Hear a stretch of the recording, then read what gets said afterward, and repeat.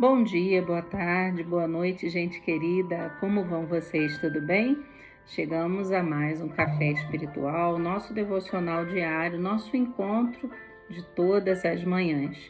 E nós estamos aqui seguindo aquela série do livro de Isaías e hoje nós vamos estar falando sobre os capítulos 44 e 45. Eu sou a pastora Andréia Tavares, da Kingdom Church Niterói e Maricá, Rio de Janeiro, no estado do Rio de Janeiro, Brasil. E você, então, que está chegando agora, que você seja muito bem-vindo e que você possa sempre ter esse desejo no coração. A Bíblia nunca pode faltar. Hoje eu estou com ela aqui online, não estou com a minha Bíblia física, mas ela nunca pode faltar em nossas mãos, amém? Porque ela é a lâmpada para os nossos pés, ela é a luz para o nosso caminhar. E nosso texto hoje, ele está em Isaías 45:5. Eu sou o Senhor, e não há outro fora de mim, não há Deus. Então, meus amados irmãos, nós temos sempre que ter em mente que Deus, ele é soberano, Deus é único, Deus, ele é o Redentor e ele é o Senhor da história. Quando nós entendemos que nós não somos capazes de enxergar o amanhã, nós passamos a ter a certeza, ou pelo menos deveríamos ter, de que Deus, o nosso Deus, que é o único caminho, é a única verdade e a vida, Ele conhece tudo. Ele conhece o princípio, Ele conhece o meio e Ele conhece o fim de todas as coisas. A palavra de Deus diz que Ele é o alfa, o ômega, o princípio e o fim. Você crê nessa verdade? Mas de que forma nós cremos em Deus? Você que diz, pastora, eu acredito em Deus. Você acredita em Deus como último recurso depois que tudo que estava ao seu alcance fazer já foi feito e não deu certo? E aí você recorre para Deus? Ou você recorre ao Senhor e espera que Ele te dê a orientação, não ficar de braços cruzados, que há pessoas que oram e ficam de braços cruzados. Não, a fé, ela é um mover de Deus em nós. A fé, ela nos impulsiona, nos direciona a agir conforme a orientação de Deus através da palavra, através da sua voz. Então, nós vamos ver aqui em Isaías, nesse contexto de Isaías 44, 45, que Judá, como nós já falamos, estava passando pelo cativeiro. Deus já havia anunciado esse cativeiro, Deus já havia profetizado, e nós vamos ver que isso vai se cumprir um tempo depois, nesse Deus que é soberano e que sabe o futuro da nossa história, o fim da nossa história, porque Ele tem propósito em toda a nossa história. Então, meus irmãos, é algo maravilhoso e extraordinário a maneira como Deus se revela. E nesse capítulo 44, lá no verso 28, acompanhe aí comigo na sua Bíblia. Digo de Ciro, ele é meu pastor e cumprirá tudo o que me apraz. Deus está declarando isso. Então Deus chama Ciro, que seria aproximadamente 150 anos à frente, o futuro rei persa. E ele, Ciro, seria um instrumento de Deus para permitir o retorno dos judeus de volta do exílio, retornando do exílio. Deus ia usar a vida de Ciro. Então, meus irmãos, esse cativeiro que ainda não tinha chegado, mas que Deus já estava profetizando aqui nesse capítulo, já estava sendo também profetizado a restauração, já estava sendo profetizada a libertação. Então, Deus, ele não se esquece de ninguém, de nenhuma história, de nenhuma pessoa. E o versículo 2 vai dizer assim: assim diz o Senhor que te criou e te formou desde o ventre e que te ajudará. Você crê que Deus é seu ajudador? Porque ele diz, não temas. Então, queridos, Israel, ele estava enfrentando, nós estamos vendo aqui, durante tantos capítulos, a repreensão de Deus a diversas nações, mas ao seu povo Israel, ao seu povo, né, porque foi dividida as 10 tribos do norte, as 2 tribos do sul. Então, a Israel e a Judá, Deus estava disciplinando, estava enviando, eu não vou chamar de condenação, mas a sua repreensão, mas também declarando a sua aliança. Deus não esquece a aliança que Ele tem comigo, com você. Deus não esquece a aliança que Ele tem com nenhum de nós. Deus, Ele se lembra. E quando Ele declara aqui, Ele está declarando ao seu povo, mas isso serve para nós hoje porque Deus, através do Senhor Jesus Cristo, Ele veio para nos restaurar, Ele veio para nos libertar, Ele veio para nos curar. Então, eu creio que hermeneuticamente nós podemos nos apropriar também desse texto para os nossos dias, com Deus dizendo ao nosso coração: eu te criei, eu te formei, tu és o meu servo, eu te ajudarei. Então, meus irmãos, a palavra do Senhor, ela declara, e nós já vimos isso também no capítulo anterior, né? Eu te remi. Deus é aquele que a graça dele está em ação sobre nós. É o favor imerecido. Cuidado. Cuidado, porque às vezes a gente está tão mal acostumado com a graça de Deus que nós passamos a não agradecer ao Senhor, que nós já passamos a achar que Deus ele tem obrigação em nos abençoar. Queridos, às vezes existem pessoas, e a gente tem sempre alertado aqui através de Isaías, porque uma das coisas que Deus ele repete reiteradamente aqui no livro de Isaías é a soberba do coração humano. Então nós temos que vigiar, porque às vezes não é nem algo intencional, mas é algo que a gente já está tão mal acostumado com a graça de Deus, com a misericórdia de Deus sobre nós, que a gente começa, sem perceber, ficar com o coração soberbo na fé. A gente não agradece, a gente acha que Deus ele tem, não é, como eu disse, obrigação de nos abençoar, e Deus não tem. Deus não é obrigado a nada conosco. Queridos, Deus ele é soberano, Deus ele é majestoso, o Senhor reina, mas, porém, todavia, ele quer ser esse Deus que é Pai, esse Deus presente, esse Deus que ama seus filhos e que mostra aos seus filhos a sua bondade e a sua misericórdia, desde que nós possamos estar sensíveis à sua voz, quebrantados em nosso coração. E foi isso que Israel começou a deixar de lado. Israel se afastou de Deus. Israel estava tão acostumado com a bondade e a misericórdia do Senhor que começou a se envaidecer, começou a achar que as bênçãos, que as vitórias eram fruto da sua própria capacidade, né? Era um povo muito bom, era um povo muito forte, E quando tudo é pela graça de Deus, é favor imerecido, meus irmãos. Então, queridos, a graça de Deus ela está em ação na nossa vida, e Israel, então, ele esquece dessa graça e o pecado da idolatria entra, bate a porta do coração e a disciplina se torna real, então, para que eles pudessem se voltar para o Senhor. Deus usa de forma pedagógica, Deus usa a disciplina de forma a nós não nos perdermos do Senhor. Então, queridos, a palavra de Deus ela nos chama a atenção do perigo da idolatria. E quando a gente fala idolatria, né? E quando Isaías, aqui no capítulo 44, ele denuncia a idolatria, principalmente os versículos 9 a 20, quando o profeta está mostrando a incoerência do homem, né? Ele fala, acompanha aí o texto da sua Bíblia, a mesma madeira que o homem pega, não é? E usa como lenha para fazer a sua comida, e usa como lenha, né? A gente pode aqui colocar, elencar uma série de coisas que a gente pode utilizar a madeira.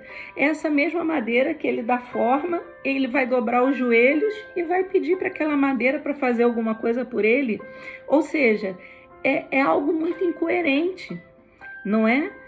Sem vida, que não tem ouvido, que não tem olhos, que tem uma boca pintada, esculpida, mas não fala. Então Deus está chamando a atenção do povo, porque o povo fabrica um Deus e se ajoelha diante desse Deus que é fabricado por ele mesmo. Então, o Senhor, ele chama a atenção, porque o Deus verdadeiro, vamos botar aqui uma palavra, né, que eu não sei de que forma você pode me entender, mas eu acho que dizer que Deus fabrica o homem é um pouco forte demais, né, não? Mas se a gente for pensar, queridos, nós somos o milagre de Deus. Quando as imagens, elas não são formadas por milagres, elas são formadas por madeira, por gesso, por materiais, né, de bronze, ferro, ainda que sejam pintadas a ouro, ela está sendo fabricada por mãos humanas. Nós somos o milagre da vida, gerados no ventre da nossa mãe, formados, queridos, de uma forma extraordinária, como diz o salmista, e lá, desde o ventre, o Senhor já nos conhece. Isso é maravilhoso demais, isso é poderoso. Isso é motivo de nós não esquecermos do tamanho do poder desse Deus, o milagre da vida. E nós nascemos, crescemos, amadurecemos e um dia vamos partir dessa vida. E o que vamos levar? E às vezes a gente passa o nosso tempo, os nossos anos, idolatrando pessoas, às vezes até a nós mesmos. É verdade. Há pessoas que começam a se idolatrar o seu próprio corpo, idolatrar a sua própria capacidade, se acham, né, muito inteligentes, muito cultas, quando, queridos, vamos lembrar que até a nossa capacidade, ela vem de Deus. Um estalar de dedos do Senhor e a gente perde tudo. Até a capacidade que Deus nos deu, nós podemos perder. Vamos lembrar lá de Nabucodonosor? Foi comer grama, né? Ficou de quatro como um animal por causa da sua arrogância, da sua vaidade, da sua soberba. Meus irmãos, então nós temos que ter cuidado, porque às vezes a gente pensa que idolatria também é tudo que se refere apenas a imagens, mas às vezes há imagens invisíveis que estão tomando o lugar de Deus dentro do nosso coração. E 1 João 5,21 diz: filhinhos, guardai-vos dos ídolos. Porque o ídolo é tudo aquilo que vai receber a nossa confiança, que vai receber a nossa devoção, que vai receber o lugar de prioridade que só pertence a Deus. É o dinheiro, é o trabalho, é a família, o esposo, a esposa, o filho, a filha. Nada pode tomar o lugar de Deus na nossa vida. Por quê? Porque Isaías 45 vai dizer justamente que Ele é Senhor da nossa história. Então, quando lá no versículo 1 de Isaías 45 diz: assim diz o Senhor ao seu ungido, a Ciro, a quem tomo pela sua mão direita. Meus irmãos, vamos entender o que esse texto está dizendo? Ciro aqui, ele não está sendo apresentado como Messias não, tá? Mas a palavra ungido aqui quer dizer que ele foi separado por Deus, com uma missão específica. Ciro ia ser esse homem que ia ser instrumento de Deus para que o povo do Senhor, para que aqueles que foram levados ao cativeiro pudessem agora retornar à sua terra natal, que pudessem retornar à terra que o Senhor separou para eles. Então, quando lá no versículo 4 diz: eu te chamei pelo nome, eu pus-te o teu sobrenome, ainda que não me conhecesses. E essa revelação aqui, ainda que não me conhecesses, porque Ciro não conhecia o Deus de Israel. Mas o Deus de Israel conhecia Ciro. Ainda que pessoas não conheçam o nosso Deus conhece pessoas que estão à nossa volta, que estão ao nosso redor. Pessoas, às vezes, que a gente senta à mesa e fica: meu Deus, o que eu estou fazendo aqui? Mas Deus tem um propósito. Porque ainda que eles não conheçam o Deus que nós conhecemos, o nosso Deus conhece a cada um deles. Então Deus mostra que a sua soberania, ela ultrapassa fronteiras, que A soberania de Deus, ela ultrapassa o nosso entendimento humano, queridos. E o Senhor, ele vai diante de nós. O versículo 2 diz: eu irei adiante de ti, endireitarei os caminhos tortuosos, quebrarei as portas de bronze, despedaçarei os ferrolhos de ferro. Então, essa palavra, historicamente, está relacionada ao propósito que Deus tinha a Ciro. Mas, queridos, não querendo retirar essa palavra de contexto, mas trazendo para os nossos dias, nós podemos entender que nada, nenhum obstáculo humano consegue impedir a mão de Deus, consegue impedir os propósitos de Deus e a soberania desse Deus que cuida de nós todos os dias. Então, meus irmãos, quando Deus decide libertar o seu povo, não tinha Babilônia, não tinha rei, não tinha portas, não tinha ferrolhos, nada poderia frustrar a vontade do Senhor. Há um louvor que a gente canta, né? E eu não vou cantar agora porque eu esqueço muito a letra das canções, mas é uma canção lindíssima do Voz da Verdade.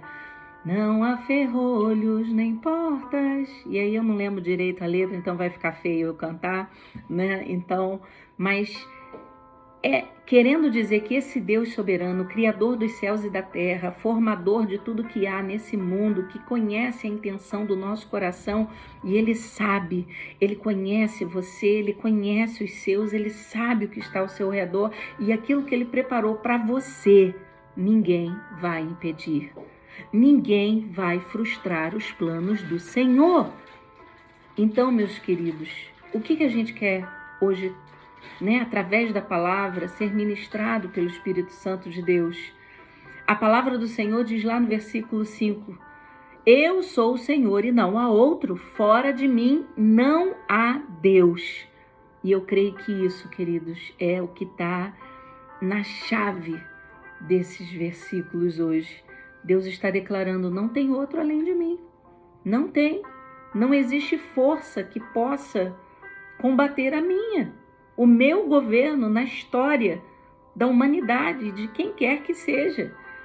E esse Deus nunca deixou de governar, queridos. Então, Isaías 45, 22 vai dizer: olhai para mim e sereis salvos, vós, todos os termos da terra, porque eu sou Deus e não há outro. No contexto de Isaías, Deus está convocando as nações para abandonarem os falsos deuses e reconhecerem que somente Ele é Deus.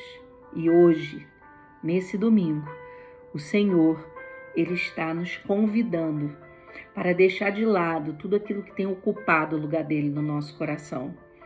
E através de Jesus Cristo, nós possamos crer que o versículo 23, que está em Isaías, dizendo que todo joelho se dobrará e que toda língua confessará, que está lá em Filipenses 2, 10 e 11, para que ao nome do Senhor Jesus se dobre todo joelho dos que estão nos céus, na terra, debaixo da terra, e toda língua confesse que Jesus Cristo é o Senhor. Jesus é esse Deus, o Messias, anunciado por Isaías e revelado em Cristo Jesus.